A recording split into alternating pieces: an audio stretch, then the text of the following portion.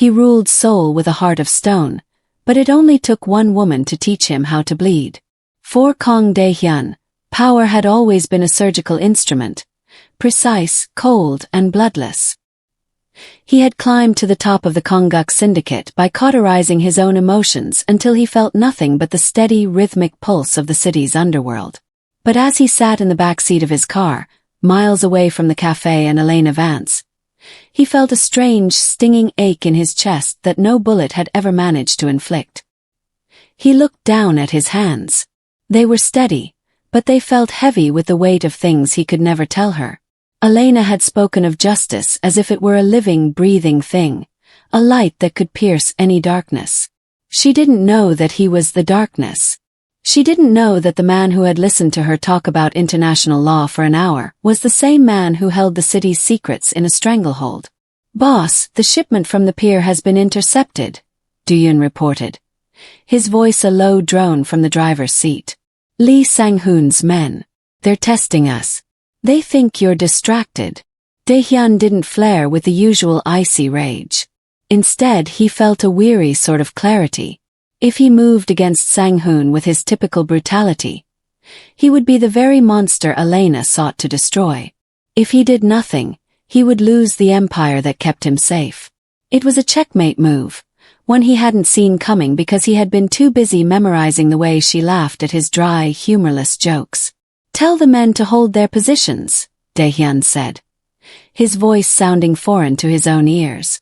"No retaliation. Not tonight." Dae-Hyun's eyes flickered to the rearview mirror, wide with a shock he couldn't mask. "Sir, they took 3 of our trucks. If we don't bleed them now, they'll think the devil has gone soft." "Let them think what they want," Dae-Hyun murmured, leaning his head back against the leather seat and closing his eyes. He realized then that Elena hadn't just changed his mind, she had changed his biology. The stone was cracking, and for the first time in his life, the devil of Seoul was vulnerable. He wasn't afraid of the rival gangs or the police or the loss of his assets. He was afraid of the look in Elena's eyes if she ever saw the blood on his hands. He had spent a lifetime making sure no one could make him bleed, but now he was hemorrhaging something far more precious than life. He was losing the ability to be the monster the city required him to be. The bell above the cafe door chimed with a delicate, silver ring that felt entirely out of place in Kang Dae-Hyun's world. He stepped inside, the heavy wool of his dark overcoat feeling like a suit of armor against the soft, jasmine-scented air of the university district. He was a man of shadows, a strategist who calculated life in blood and high-interest debt, and he was currently annoyed. Min-Jun had sounded desperate on the phone. Something about a family emergency and a blind date that couldn't be stood up, but Dae-Hyun had already set a mental timer. 10 minutes. He would offer a polite excuse, pay for the coffee, and vanish back into the cold reality of the Kongguk syndicate. Then he saw her. By the window, framed by the amber glow of a low-hanging lamp, sat Elena Vance. She didn't look like the polished, social-climbing daughters of the elite he was usually forced to meet. She was leaning over a heavy textbook, a stray lock of dark hair falling over her eyes, and she was frowning at a page of legal text as if she intended to win an argument against the paper itself. When he reached the table, she looked up. Her eyes weren't filled with the immediate, fluttering submission he was used to. Instead, they were bright with a terrifying intelligence. "You're late," she said, her voice carrying a soft London lilt that acted like a low-frequency hum against his nerves. She didn't look afraid, she looked unimpressed. "I am," he replied, sliding into the seat opposite her. His internal clock was ticking. 9 minutes left. "I'm Elena," she said, closing her book. "And let me guess, you're the friend who's doing a favor because the real date got cold feet.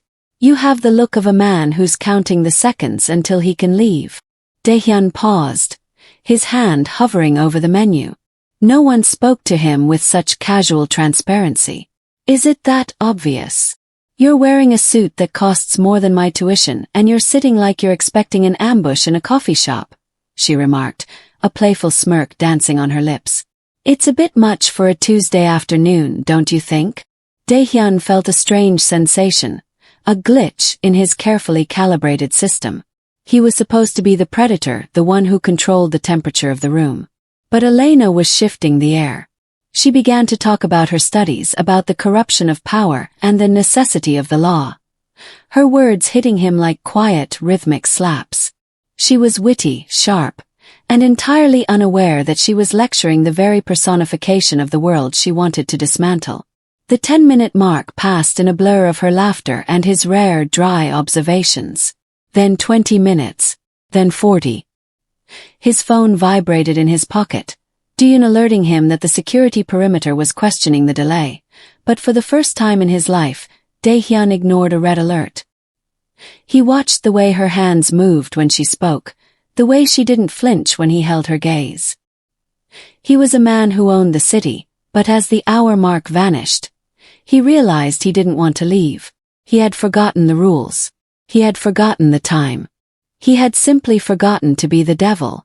The following morning, the Kongguk Syndicate's headquarters felt colder than usual, or perhaps it was simply that Dae-Hyun had finally noticed the chill.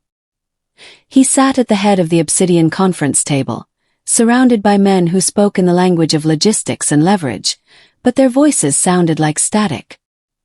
His mind kept drifting back to the university cafe, replaying the way Elena had looked at him, not with the practiced fear of his subordinates, but with the searing honesty of someone who believed the world could be fixed. "The redevelopment project in District 4 is hitting a wall, boss," An Soo-jin said, her voice sharp as a razor. She slid a folder across the table toward him. "The local council is citing new zoning laws. We can pay them off or we can remove the lead advocate. Your call." Dae-Hyun stared at the folder. A week ago, he would have authorized the bribe without blinking. It was the logical move, the strategic one. But now he heard Elena's voice echoing in his head, talking about the sanctity of the common good. He felt a glitch, a hesitation that shouldn't have been there. "Find a legal workaround," he said quietly, pushing the folder back.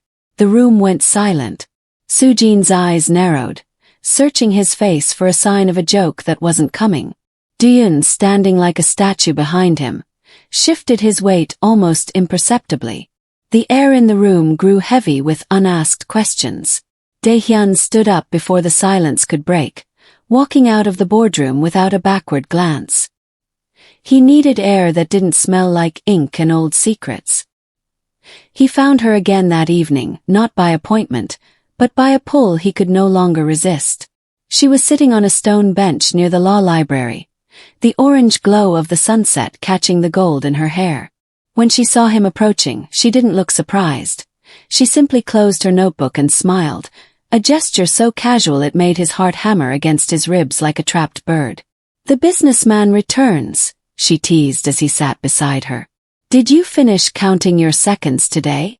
"I found I had a few to spare," he replied, his voice rougher than intended.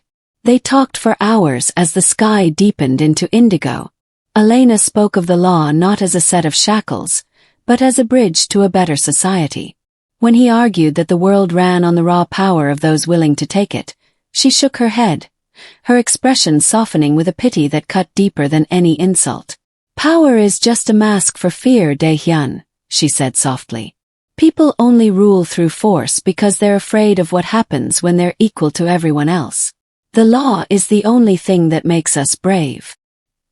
He looked at her, and for a fleeting moment, the devil of Seoul felt small. He had spent his life becoming the most powerful man in the room, only to realize he had been hiding in the dark. She was the logic of light, and as he walked away that night, he realized he wasn't just glitching anymore. He was beginning to break. The heavy iron gates of the Kongguk estate slid open, but for the first time in 5 years, the motorcade did not follow. Kang Dae-Hyun sat behind the wheel of a nondescript black coupe, his hands gripping the leather steering wheel with a tension that had nothing to do with the road. In his world, a man in his position never drove himself. To be alone was to be a target. To be without a shadow was to invite the blade. It was the first rule of survival he had ever learned, and he was shattering it for a girl who lived in the sun. In the rearview mirror, He saw Kim Dae-Hyun standing on the gravel driveway, his posture rigid, his face a mask of controlled alarm. The shadow had reached for the door handle of the lead SUV, expecting the usual silent transition, only to be dismissed with a single sharp gesture of Dae-Hyun's hand. Dae-Hyun didn't move as the car pulled away. He watched the taillights vanish into the Seoul traffic, his hand dropping slowly to his side. He knew the look in his boss's eyes. It wasn't the cold focus of a hit or the calculated stillness of a merger. It was the frantic, desperate hunger of a man who had found a pocket of oxygen in a room full of smoke. The boss wasn't just glitching anymore. He was compromised. Dae-Hyun navigated the city streets with a strange sense of vertigo. Without the wall of armored glass and the bristling presence of his guards, the city felt louder, sharper, more dangerous, and yet more real. He wasn't the devil of Seoul tonight. He was a man going to see a woman. He arrived at the university library as the moon began its ascent, finding Elena sitting at a corner table through the glass. She was tucked away in a mountain of case files, looking exhausted but fiercely beautiful. He didn't go inside immediately. He stood in the shadows of the courtyard, watching her. He was breaking the most sacred rule of the syndicate. He was making himself vulnerable. If Lee Sang-Hoon's men saw him now, he would be dead before he could draw his weapon. But as Elena looked up from her work, rubbing her eyes and catching sight of him through the window, her face lit up with a genuine, unburdened smile that made the risk feel like an insultingly low price to pay. He walked toward the door, leaving the darkness behind.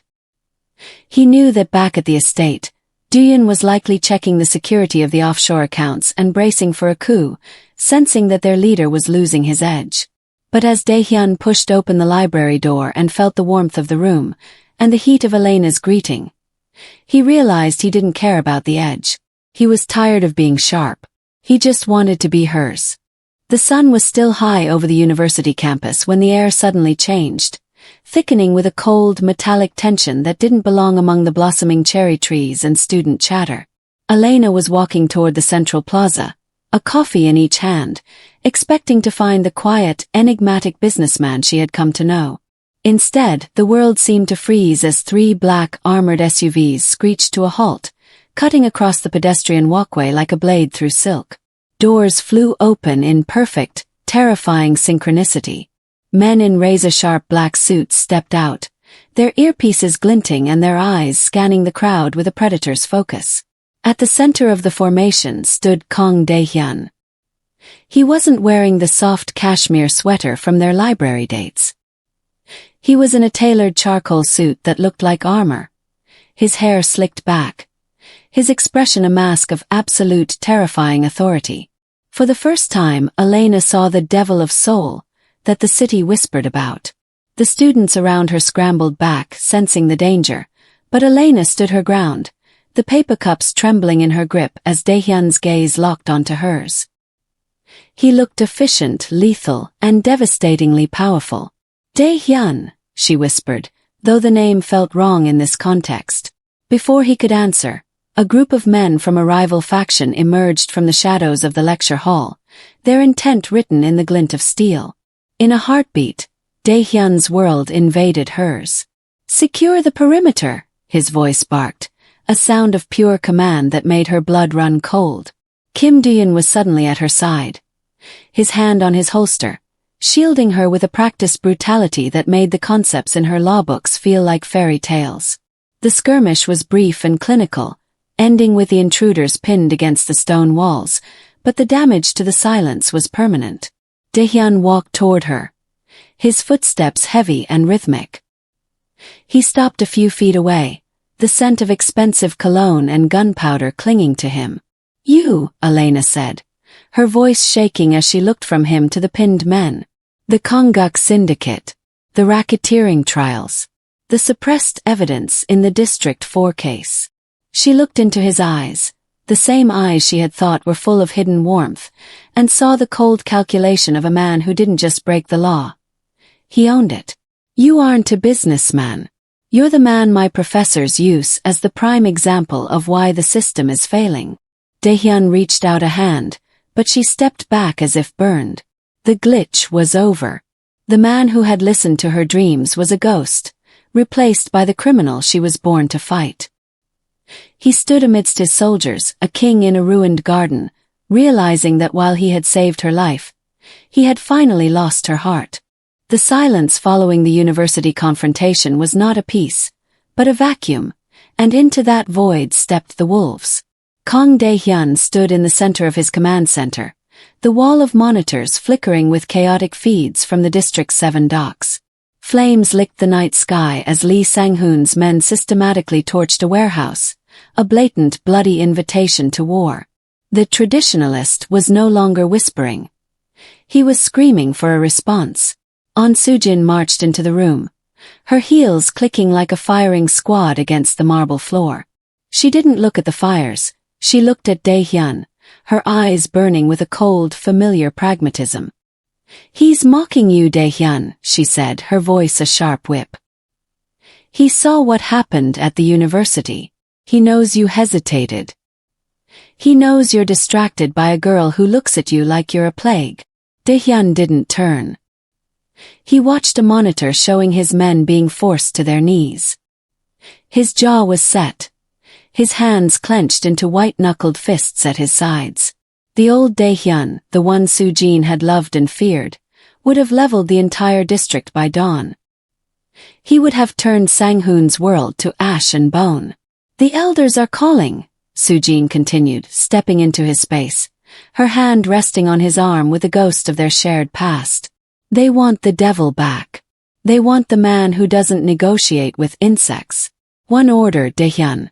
Give me the word, and I will ensure Sang-Hoon's name is erased from the city by morning. Be the man you were born to be." Dae-Hyun looked at his reflection in the dark glass of the monitors. He saw the coldness she was begging for, the ruthless logic that had kept him alive for decades. But then he saw the ghost of Elena's expression, the way her eyes had filled with a devastating moral grief when she realized who he was. If he became the devil tonight, he would prove her right. He would prove that he was a monster who could only solve problems with blood. "No," Dae-Hyun said, his voice a low, vibrating chord that shook the air. Soo-jin stepped back, her face contorting with disbelief. "He is burning our legacy. If you don't strike back, you lose everything. You lose the syndicate." "Then let it burn," Dae-Hyun replied, finally turning to face her. His eyes were not cold, but filled with a terrifying new kind of resolve. "Call the fire department. Secure the survivors. But we do not retaliate with steel. We move the assets to the legal holding firm, exactly as planned." "You're choosing her," Soo-jin hissed, the words sounding like a curse. "A girl who hates you over the empire you built." "I'm choosing the man I want to be when she finally looks at me again," Dae-Hyun said. He walked past her, leaving the monitors and the fire behind, moving into the shadows where his new, uncertain war was just beginning. The arrival of Elena Vance felt less like a visit and more like an audit of Kang Dae-Hyun's soul. She sat in the high-ceilinged drawing room of the estate, her posture as straight as the barrister she had once trained. Unlike Elena, whose idealism was a bright, burning candle, Sarah's eyes were like a steady, searching lighthouse. She did not look at the expensive marble floors or the priceless art. She looked directly at the man standing before her, stripping away the charcoal suit and the power of his name until he felt as exposed as a common criminal in a witness box.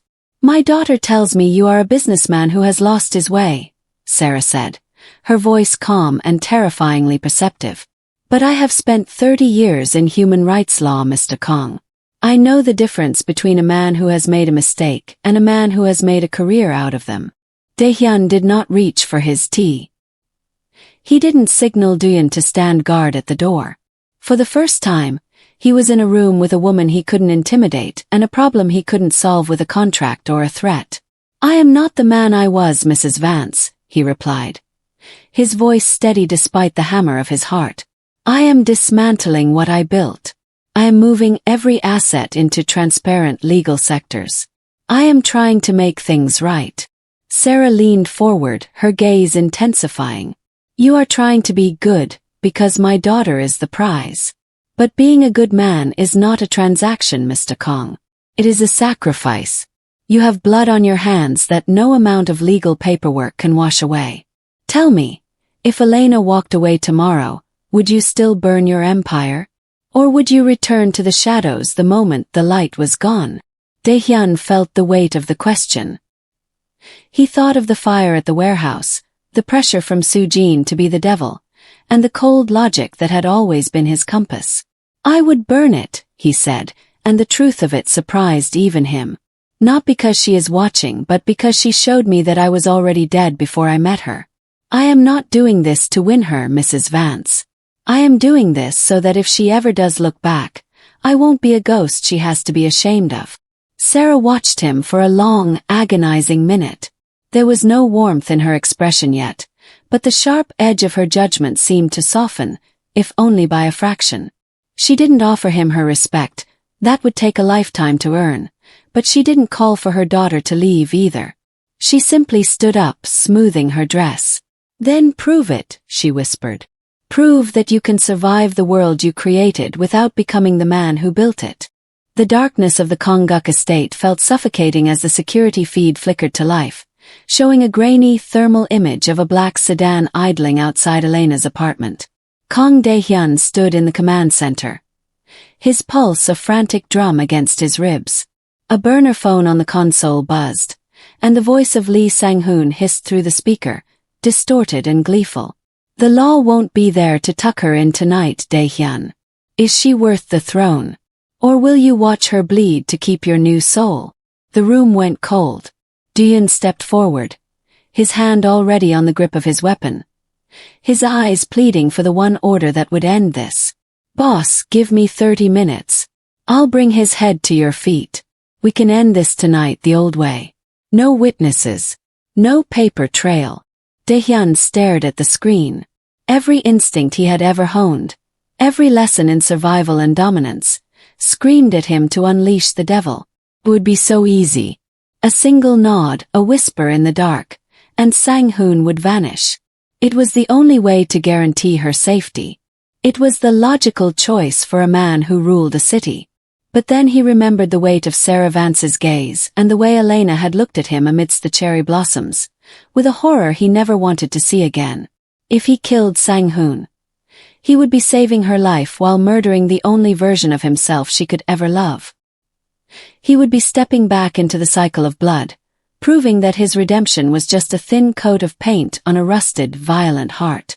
No, Dae-Hyun said, his voice a low vibration that seemed to pull the oxygen from the room. We aren't going to kill him. Sir, she is in danger. Dae-Hyun shouted, his composure finally breaking. You're gambling her life on a system that doesn't work for people like us. Then we make it work, Dae-Hyun countered, his eyes burning with a new, terrifying focus. He reached for the encrypted drive containing a decade of Sang-Hoon's illegal transactions, evidence he had spent weeks gathering to dismantle the syndicate's competition legally. Contact the chief of police. Not the ones on our payroll. The ones Elena trusts. Send them the coordinates and the drive. We're going to let the law finish him. And if the police are too slow, Jun asked. Then I'll be the shield, not the sword, Dae-Hyun replied. He grabbed his keys and ran for the door, leaving the weapons behind. He was driving into the heart of a trap with nothing but the truth as his armor, choosing a path where he might lose his life, but finally, for the first time, keep his word. The morning air in the Kongguk headquarters was sharp with the scent of ozone and expensive cologne, a sterile prelude to the end of an era. Kang Dae-Hyun stood at the head of the boardroom table, but he didn't look like a warlord. He looked like a CEO.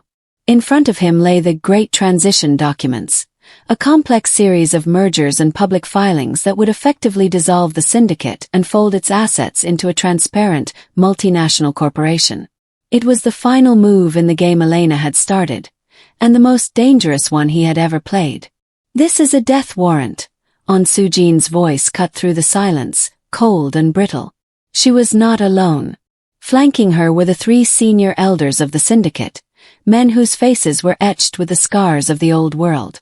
They didn't look at the papers, They looked at Dae-Hyun with the predatory stillness of wolves watching a leader they believed had grown weak. "You are handing our secrets to the prosecutors and our profits to the public. We didn't build this empire to become a charity for the law." Dae-Hyun didn't flinch. He remained seated, his fingers steepled, his eyes reflecting the gray Seoul skyline outside the window. "I am handing you a future," he replied, his voice a low, steady hum. "The law caught up to Sang-Hoon because he was a relic. If we remain in the shadows, we die in the shadows. This transition doesn't destroy our wealth. It protects it from the one thing we can't outrun, the truth." The eldest member slammed a hand onto the table. "We have the numbers, Dae-Hyun. The board has already voted. You are being removed as chairman. We will take back the docks, and we will start with the girl who poisoned your mind." Dae-Hyun let a slow, ghost of a smile touch his lips. It was the glitch they had all miscalculated. They thought he was playing for love. They forgot he was a master of the board. "The vote is irrelevant," he said softly. He tapped a key on his tablet, and the massive monitors in the room flickered to life. "I didn't just file for a merger. I've already transferred the controlling shares of every shell company to a blind trust held by the very regulatory agencies Elena Vance's mentors oversee. If you move against me or her, the trust triggers an immediate, automated disclosure of every bank account and burial site associated with your names." The blood drained from Sujin's face. The elders looked at the screen, realizing that the devil hadn't gone soft. He had simply evolved. He had used the law as a cage, and they were already inside it. He hadn't used a single bullet, yet he had achieved a total surrender. "You have two choices," Dae-Hyun said, standing up and buttoning his jacket. "Accept your seats on the new board and live a life where you don't have to look over your shoulder, or fight a system that is now designed to erase you. I'm going to the university. My resignation is on the table." He walked out of the room, leaving the wolves to realize that the most powerful move a king can make is to walk away from the throne.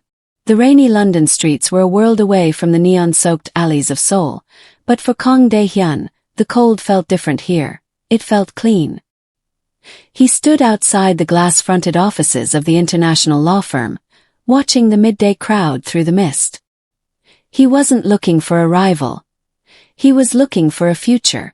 Inside, Elena Vance gathered her files, her internship nearly at its end.